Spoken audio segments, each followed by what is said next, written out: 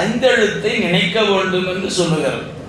எப்படி நினைக்க வேண்டும், எப்பொழுது நினைக்க வேண்டும் அப்படின்னு கேட்டா அங்க சொல்லுகிற ரெண்டுக்கும் இந்த பாட்டுல பொருள் சொல்லி இருக்கிறார். துஞ்சலும் துஞ்சலில்லாத போழ்விலும், துஞ்சல்னா உறக்கம் என்று சொல்லுவோம், இன்னொன்று துஞ்சல், துஞ்சல் இல்லாத பொழுது, உறக்கம் இல்லாத பொழுது, உறக்கத்தின் பொழுதும் உறக்கம் இல்லாத பொழுதும் ஐந்தெழுத்தை நினைக்க வேண்டும் அப்படின்னா துஞ்சலும் துஞ்சல் இல்லாத பொழுதிலும் என்ன செய்யணும், நெஞ்சகம் நைந்து.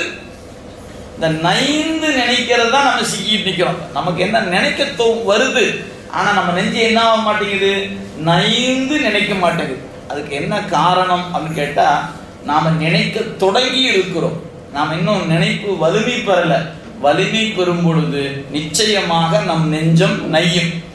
அவ்வளவுதான், வேற ஒன்று நீங்க தனியா அதுக்கு ஒரு ஏதாவது ஒரு இந்த நெஞ்சு நைந்து போறதுக்கு ஏதாவது ஒரு பயிற்சி உண்டா அப்படின்னு கேட்டா ஒரு பயிற்சியும் இல்லை.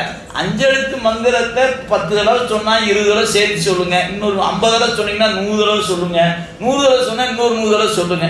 இப்படி மந்திரத்தை சேர்த்து சொல்லி பழகினால் நெஞ்சகம் நையும்.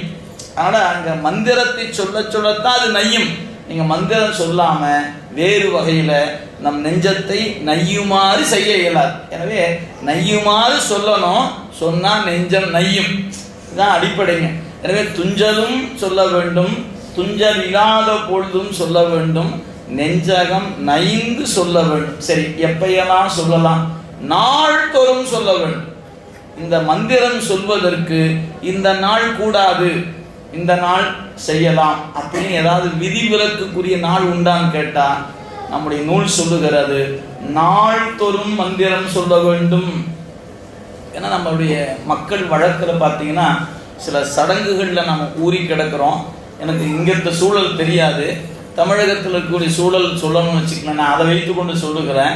இப்போ யாராயினும் உறவினர் ஒருத்தர் இறந்துட்டார், ஒரு 14 நாள், அப்புறம் சிலருக்குலாம் அடைப்பு 6 மாதம் அப்படி சொல்லி போட்டு பூசரூமும் பூட்டி பத்திரமா வச்சிருவாங்க. சாமியே கும்பிட மாட்டாங்க. கேட்டால் சாமிக்கு உறவினர் இறந்துட்டாருங்க, அடைப்பு, அதனால் சாமி கும்பிடக்கூடாது அப்படி வச்சிருவாங்க. இப்போ அந்த மந்திரத்தும் நினைக்க மாட்டாங்க, சாமியும் நினைக்க மாட்டாங்க, மற்ற எல்லாம் மறந்துட மாட்டாங்க, அவரை மட்டும் மறந்துடுவாங்க. ஒரு டிவி பார்க்கறது, நம்ம வீட்டில் ஒருத்தர் இறந்துட்டாரு, நீ 14 நாள் டிவி பார்க்கக்கூடாது அப்படின்னு விடுறோமா? இல்லை.